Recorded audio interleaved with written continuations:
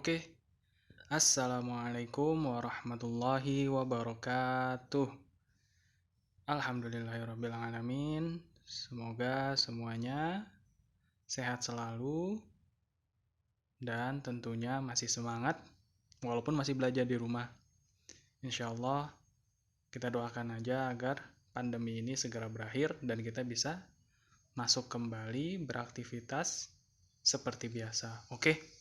Kembali lagi bersama Bapak Yasir tentunya dalam mata pelajaran fikih. Oke, setelah minggu lalu kita selesai UAS dan minggu-minggu sebelumnya kita telah selesai belajar bab 1 dan bab 2, maka sekarang kita masuk ke bab 3. Nah, di bab 3 ini kita belajar apa? Belajar tentang sholat berjamaah. Oke, jadi kalau bagi kalian yang masih bingung, bab 3 ini sholat berjamaah di mana sih gitu kalau di LKS-nya. Nah, di LKS-nya ada di halaman 32 sampai 33. Jadi kalau kalian baca itu insya Allah mirip dengan apa yang Bapak jelaskan sekarang. Kalau kalian bingung dengan penjelasan Bapak bisa langsung lihat bukunya. Kalau kalian malas lihat bukunya maka kalian bisa dengerin apa yang Bapak sampaikan. Insya Allah mudah dimengerti dan mudah dipahami. Oke? Langsung kita masuk ke materinya. Bismillahirrahmanirrahim. Nah, ketentuan sholat berjamaah. Hukum sholat berjamaah itu apa? Hukum sholat berjamaah itu adalah sunnah muakkad. Artinya sangat dianjurkan. Sangat dianjurkan berarti maksudnya adalah kalau kita misalnya berdua sama-sama belum sholat zuhur, maka dianjurkan sekali untuk kalian berjamaah. Jadi jangan sampai sholatnya sendiri-sendiri. Kalau bisa kalian berdua sholat berjamaah, ya. Jadi sholat berjamaah hukumnya sunnah muakkad. Lalu kita masuk ke pengertiannya secara bahasa dan istilah. Secara bahasa, sholat adalah doa. Jamaah adalah kumpulan atau bersama-sama. Jadi kalau secara istilah, sholat yang dilakukan bersama-sama, ada satu yang menjadi imam dan satu makmum, minimal 2 orang. Nah, jadi sholat jamaah ini minimalnya dilakukan oleh 2 orang. Jadi ada yang satu jadi imam, ada satu yang jadi makmum. Kalau satu bisa nggak? Satu nggak bisa. Kalau 3 bisa. 2, 3, 4, 5, dan seterusnya, maka bisa dikatakan sholat berjamaah. Yang tidak bisa dikatakan sholat berjamaah adalah ketika cuma ada satu orang. Itu namanya sholat sendiri. Nah, lalu di poin ketiga, dalil Al-Quran tentang sholat jamaah ada di surat An-Nisa ayat 102. Itu ada di halaman 33, kalian lihat ada dalilnya di sana, kalian baca, artinya di situ dijelaskan bahwa sholat jamaah itu dianjurkan di dalam ayat Al-Quran. Oke, kita lanjut ke halaman selanjutnya, slide selanjutnya maksudnya.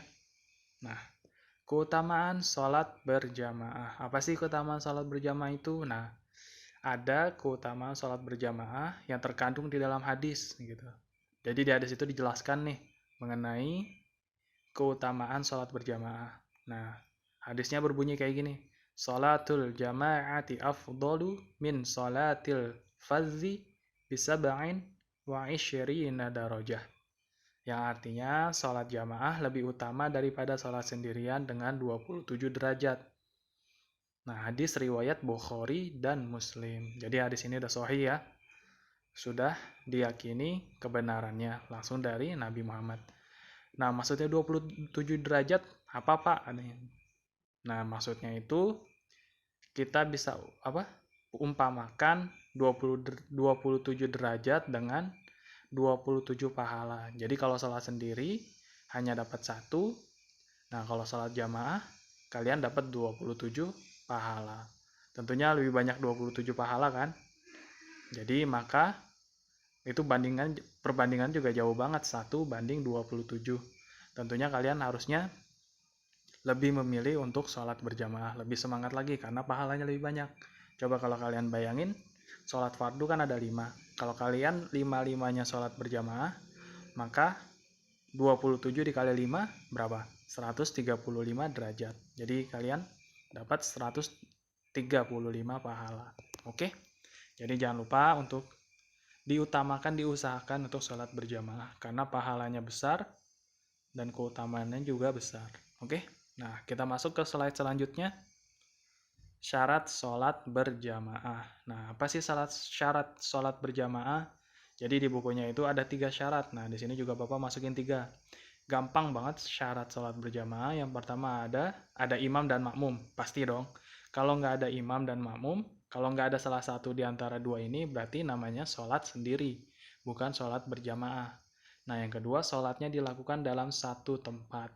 Jadi imam dan makmum ini harus ada di tempat yang sama, nggak boleh berbeda, nggak boleh satunya di rumah, satunya di sekolah, nggak bisa itu namanya tetap sholat sendiri, bukan sholat berjamaah. Jadi dua-duanya itu harus ada di satu tempat yang sama. Nah yang ketiga, sholat makmum harus sesuai dengan imam. Nah ini maksudnya apa? Jadi makmum tidak boleh mendahului imam, dia harus mengikuti setiap gerakan yang imam lakukan. Jadi nggak boleh imamnya ruku, dia malah sujud. Imamnya sujud, makmumnya malah ruku. Nah, nggak boleh. Jadi makmum harus selalu mengikuti gerakan imamnya ketika sholat. Sampai salam. Nah, jadi kalau setelah salam baru tidak perlu mengikuti imam. Oke. Jadi cukup gampang syarat sholat berjamaah cuma ada 3. Yang pertama ada imam dan makmum, yang kedua sholatnya dilakukan dalam satu tempat, yang ketiga sholat makmum harus sesuai dengan imam.